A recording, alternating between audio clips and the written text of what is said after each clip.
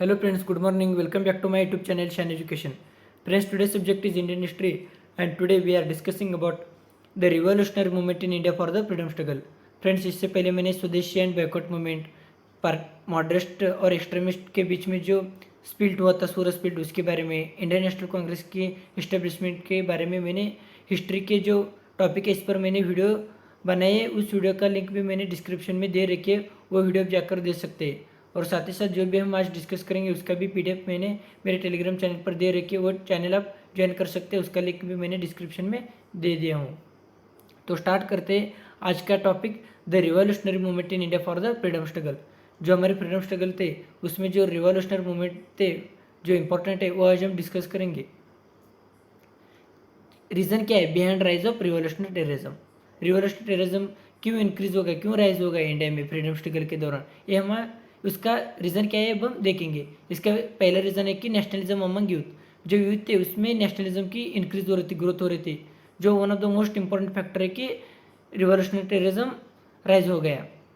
और सबसे बड़ा इंपॉर्टेंट फैक्टर था कि जो ब्रिटिश गवर्नमेंट थी वो इकोनॉमिक एक्सप्लॉयटेशन कर रही थी इंडियन लोगों की, जो आर्टिशियन पीजन जो भी थे उनका इकोनॉमिक एक्सप्लॉयटेशन कर रही थी और एम्प्लॉयमेंट भी नहीं थी लोगों को। और दूसरा रीज़न है कि failure of moderate and extremist Congress.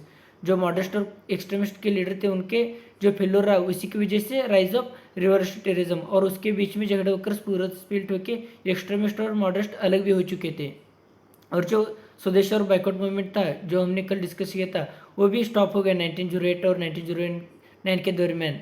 तो जो यूथ थे इंडिया के उसको ये लगा कि हम ये मूवमेंट क्यों स्टॉप कर दिया गया, अभी ये मूवमेंट आगे बढ़ा गए, मूवमेंट जो आगे बढ़ा गए तो हम ब्रिटिश से हम फ्रीडम ले सकते थे, ये उस समय जो इंडियन यूथ थे उनको लगा था, इसीलिए राइज ऑफ रिवॉल्यूशनरी टेररिज्म हो गया। और leadership failure to tap revolutionary energy of the youth. जो लीडर थे उस समय वो इस जो एनर्जी थी उसको ट्रैप नहीं कर पाए। और government repression left no peaceful avenue open for the protest. और जो गवर्नमेंट थी रिप्रेशन यूज़ कर रही थी, लाठीचार्ज कर रही थी, लोगों को बीट रही थी, जेल में डाल रही थी, तो लोगों को लगने लगा कि हम पीसफुल तरीके से फ्रीडम नहीं ले सकते, हमें कुछ अलग तरीके से करना होगा। जो रीज़न रहा कि टेररिज्म जो रिवॉल्यूशनरी टेररिज्म है वो ग्रोथ होने लगा इंडियन यूथ के बीच में। और हमारे जो यूथ थे वो इंस्पायर हो गए थे individual heroic action on the line of Irish nationalist और रेसेनियलिस्ट। जो आयरलैंड है उस कंट्री और रशियन कंट्री में जो इंडिविजुअल हीरोइक एक्शन हो रही थी उससे हमारे यूथ थे वो इंस्पायर हो रहे थे। और ideological appeal of idea like freedom through revolution, हमें फ्रीडम जो आसान तरीके से नहीं मिलेगा, हमें रिवॉल्यूशन करना होगा, हीरोइक एक्शन, सुप्रीम सेक्रीफाई करना होगा, हमें असैसिनेट करना होगा unpopular British officer, strike terror in heart of rules and और people to express the British with force attach to the new government. तो ये रीज़न रहा कि राइज ऑफ जो टेररिज्म था इंडियन के लोगों के बीच में, रिवॉल्यूशनरी टेररिज्म वो राइज हो गया। और who initiated the revolutionary movement in India, इसका आंसर है कि it was the Aurobindo Ghosh, his brother जो बैरिंदर घोष, भूपेंद्र दत्ता, लाला बालपाल जो लाल बालपाल है, लाला लजपत राय, बाल गंगाधर तिलक, बिपिन चंद्र पल एंड सुभाष चंद्र मलिक, इन्होंने रिवॉल्यूशन एक्टिविटी को इंडिया में स्टार्ट किया अगेंस्ट ब्रिटिश रूल। और जो लोग थे सभी लोगों ने मिलकर जुगांतर पार्टी फॉर्मेशन किए थे 1906 में, जो अनुशीलन समिति का एक हिस्सा था, उसी के बीच में सभी लोगों ने मिलकर जुगांतर पार्टी का स्थापना किया था। और नेक्स्ट पार्ट है who is the regarded as the father of revolutionary thought of India, इसका आंसर है कि बिपिन चंद्र पल, उससे कहा जाता है कि फादर ऑफ रिवॉल्यूशनरी थॉट। और also who is among the बालपाल, Lala Lajpat Rai, बाल गंगाधर तिलक, जो बिपिन चंद्र पल है उसमें से बिपिन चंद्र पल को कहा जाता है कि father of revolutionary thought of India. अब हम देखते हैं जो रिवॉल्यूशनरी मूवमेंट ऑफ इंडिया में, इसमें हम कुछ केसेस को स्टडी करेंगे। इसमें पहला केस है चापेकर ब्रदर्स 1897 में, जो first political assassination of British officer India post 1857 revolt. जो 1857 रिवॉल्ट होता उसी के बाद जो पहला असोसिनेशन हुआ ब्रिटिश ऑफिसर का वो रहा 1897 में, चापेकर ब्रदर ने किया था।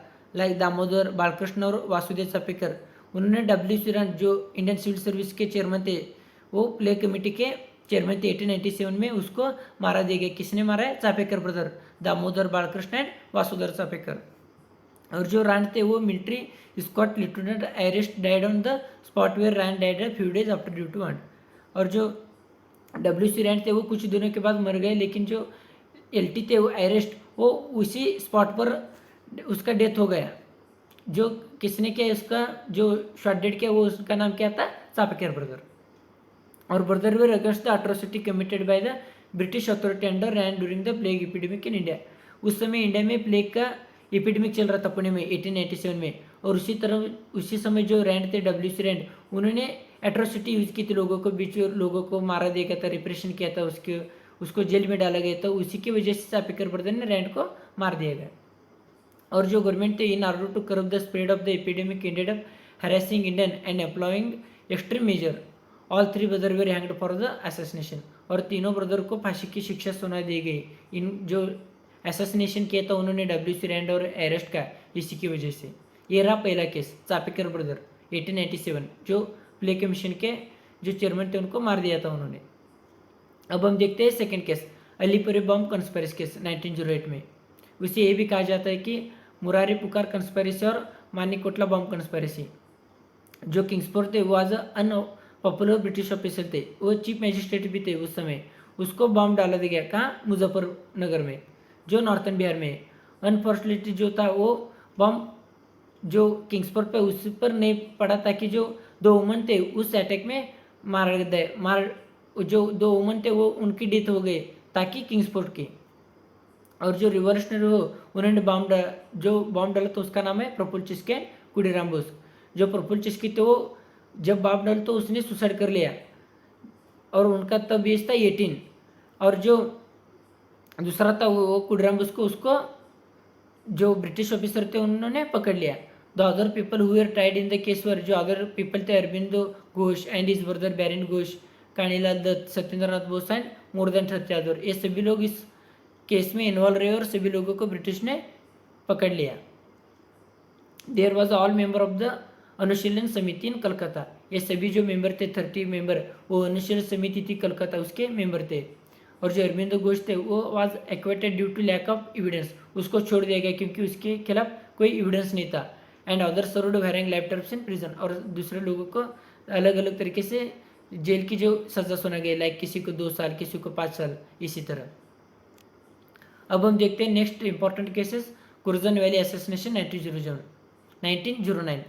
The India House was a organisation in London involved in the freedom struggle of India, mainly engaging Indian student in the UK as a participant. Patron of his organisation included Shyamji Krishna Varma and Bhikaji Varma. जो Indian house थी उसकी स्थापना की थी London में, ये किसने स्थापना किया था, श्यामजी कृष्ण वर्मा एंड भिकाजी कामा। ये इसलिए ऑर्गेनाइजेशन कहते हैं कि जो हमारे फ्रीडम स्ट्रगल के जो लोग थे उनको एंगेज करने के लिए यूनाइटेड किंगडम इंग्लैंड में। India House become the centre of revolutionary activity for Indian independence outside India. ये सेंटर बन गया रिवोल्यूशनरी एक्टिविटी के लिए outside India. The organisation was liquidated after the assassination of army officer Curzon Wyllie by its member Madanlal Dhingra in 1909। Madanlal Dhingra जो इस organisation के member थे उन्होंने कर्जन वैली को मार दिया 1909 में। अभी जो बाकी इंपॉर्टेंट केस है वो हम सेकेंड पार्ट के वीडियो में डिस्कस करेंगे। Thank you friends, please subscribe shine education.